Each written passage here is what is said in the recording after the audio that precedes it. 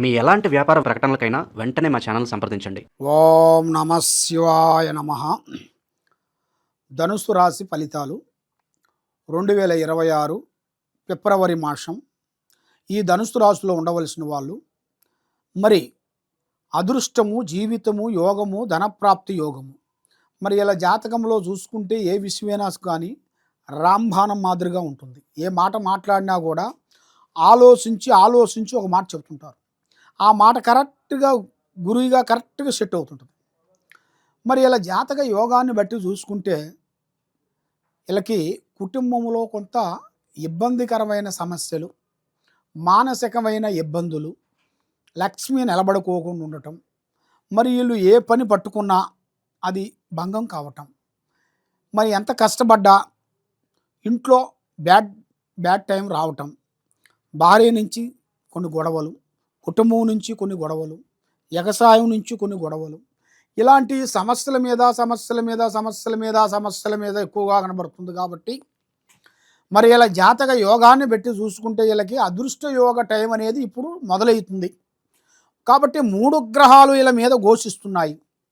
ఈ 3 గ్రహాలు ఘోషించిన దానివల్ల, రావుకేతువుల గ్రహాల వల్ల వీళ్ళకి అంటేది అంటుకోకుండా, ముట్టేది ముట్టకోకుండా, చేతికాడికి వచ్చింది నోటికి అందకోకుండా పోవటం, ఎవరు నమ్ముతారో ఆ నమ్మిన వాళ్ళ నుంచి కొన్ని విరోధాలు రావటం, ఏ కార్యక్రమం చేయాలనుకుంటారో ఆ కార్యక్రమం నుంచి కొంచెం గొడవలు రావటం, మరి భూమి నుంచి కానీ, పెద్దవాళ్ళ నుంచి కానీ, వ్యవసాయం నుంచి కానీ, గృహం నుంచి కానీ కొంత సమస్యలు కొంత ఎదురవుతున్నాయి.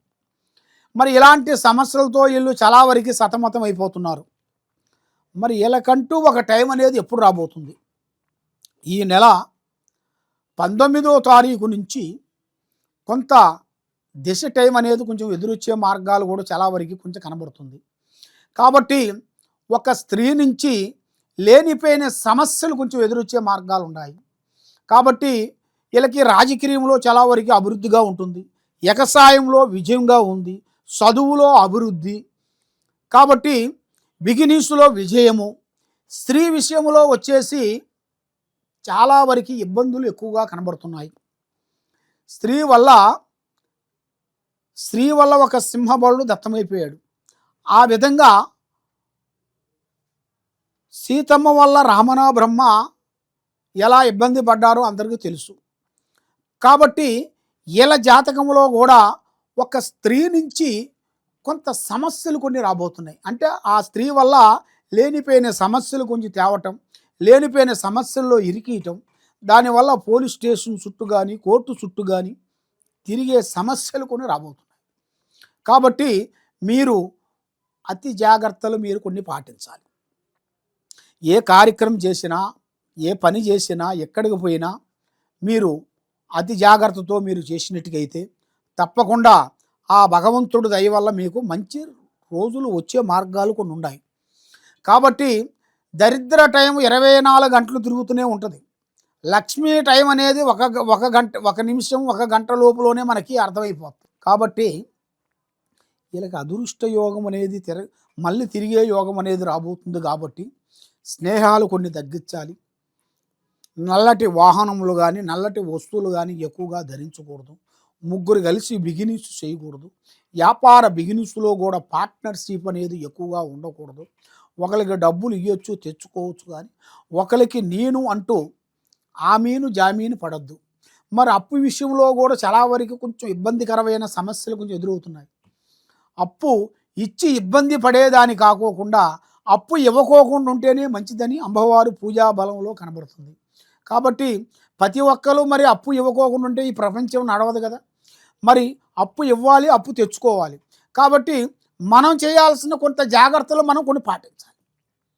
మరి ఆ జాగ్రత్తలు మనం పాటించుకోకుండా ఏమి కాదులే అన్నట్టుగా కొంచెం ఆలోచించినట్టుగైతే దానివల్ల ఎన్నో సమస్యలు కొంచెం ఎదురొచ్చే మార్గాలు ఉన్నాయి. మరి వ్యవసాయంలో జాయింట్గా చేయకూడదు. వ్యవసాయం విశేషాల్లో కూడా జాయింట్ దానివల్ల కొన్ని ప్రమాదాలు, కొన్ని సికాకులు, కొన్ని ఇబ్బందులు కొన్ని ఎదురవుతాయి. కాబట్టి బిగినీస్ విషయంలో జయము, దాంట్లో ఎలాంటి ఇబ్బందులు అనేది ఏం లేదు. కాబట్టి ఈ ధనుసు రాశిలో ఉండవలసిన వాళ్ళు ముఖ్యంగా పెద్దవాళ్ళని గౌరవించాలి, వృద్ధుల్ని ప్రేమించాలి. మరి మీకు చేతనయ్యేంత వరకు హెల్పింగ్ చేయాలనుకున్న వాళ్ళకి హెల్ప్ చేయాలి. మనం హెల్ప్ చేయొద్దు అనుకునేట్టుగా దాన్ని వదిలేయాలి, కానీ దాన్ని ఎక్కువగా ఒత్తిడి చేయకూడదు. ఆ ఒత్తిడి వల్ల లేనిపోయిన సమస్యలు కొంచెం ఎదురవుతాయి. వీళ్ళకి ఈ ఈ నెలలో మారిన తర్వాత వచ్చే కొత్త సంవత్సరము అంటే మార్చి నుంచి నూతన పనులు కొన్ని ఎదురవుతాయి. నూతన పనులు ఎదురు కావటం అంటే కొత్త కొత్త కార్యక్రమాలు, కొత్త కొత్త పనులు, కొత్త కొత్త బిజినెస్లు, స్థాన మార్పిళ్ళు ఇలాంటివి కొన్ని ఎదురవుతాయి. దాని నుంచి వీళ్ళకి మంచి రాజయోగం రాబోతుంది. ఆ రాజయోగంలోనే వీళ్ళు కరెక్ట్గా నిలబడినట్టుగైతే వీళ్ళకి మంచి అదృష్ట యోగము, ధనప్రాప్తి యోగము, లక్ష్మి కటాక్షమైన యోగం అనేది వీళ్ళ పేరులో కనబడుతుంది. మరి మీ జాతక యోగాన్ని పెట్టి చూసుకుంటే జయ శ్రీరాముణ్ణి పూజించాలి. ఆ రాముడి దగ్గరికి వెళ్ళి, రామాలయం దగ్గరికి వెళ్ళి 9 ప్రదర్శనలు చేసి మీ చేతుకుంటా కొన్ని పండ్లు, కొన్ని పలహారాలు, కొన్ని పూజ వస్తువులు తీసుకొని వెళ్ళి ఆ పండ్లు అక్కడ ఉండాల్సిన భక్తులకి మీ చేతుకుంట పంచిపెట్టినట్టుగైతే మీకు మంచి రాజయోగం రాబోతుంది. ఆ రాజయోగంలో నుంచి మీరు అభివృద్ధిగా పొందాలి అంటే మీ మీద ఉండాల్సిన కర్మదోషాలు అనేది కొన్ని పోవాలి. మరి ఆ కర్మదోషాలు అనేది తొలగిపోవాలంటే మీ ఇంటి మీద, మీ కుటుంబం మీద, మీ పిల్లల మీద, మీ కూతుర్ల మీద, మీ మీద చేసిన చెడు పూజలు అంటారు. శాతబని, చెల్లంగి, బాణావతి ఇలాంటి కొన్ని కట్టు పూజలు, కొన్ని బలమైన పూజలు కొన్ని ఉంటాయి. ఆ బలమైన పూజలు మీ కుటుంబానికి చేసిన దాని వలన మీకు కుటుంబానికి డెవలప్మెంట్ కాకోకుండా చేతికాడికి వస్తుంది, నోటికి అందుకోకుండా పోతుంది. కాబట్టి అలా నోటికి అందుకోకుండా పోకోకుండా కరెక్ట్గా మీకు నిలబడాలంటే దానికి చేయాల్సిన పూజాబలం చేయాలి. మరి ఏమి చేయాలి? రాముడి గుడికి వెళ్ళి మీరు పూజాబలం చేసినట్టుగైతే మీకు అన్నీ మంచి జరుగుతాయి.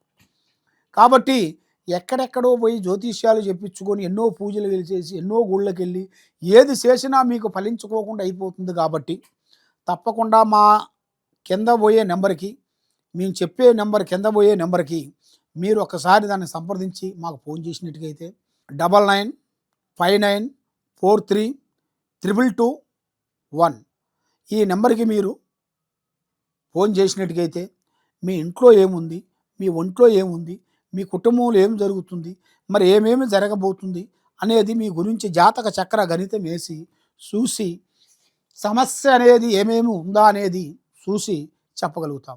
ఏ సమస్యకైనా కూడా ఒక కారణం ఉంటుంది. ఆ కారణంతోనే ఆ సమస్యలు కొన్ని ఎదురవుతుంటాయి. నిప్పు లేనిది పొగ రాదు. ఆ నిప్పు ఎక్కడుందా అనేది దానికి తగ్గ దాన్ని ఆర్పితేనే మళ్ళీ మీకు రిపీట్ కాదు సమస్య. ఆ సమస్య మీకు రిపీట్ కాకోకుండా ఉండాలి అంటే దానికి చేయాల్సిన పూజా బలాలు చేసి కట్టుకడితే జయప్రదంగా అవుతుంది. ఏ సమస్య ఉన్నా మమ్మల్ని సంప్రదించండి. సర్వో జనా సుఖినో భవంతు. ఓం నమః శివాయ.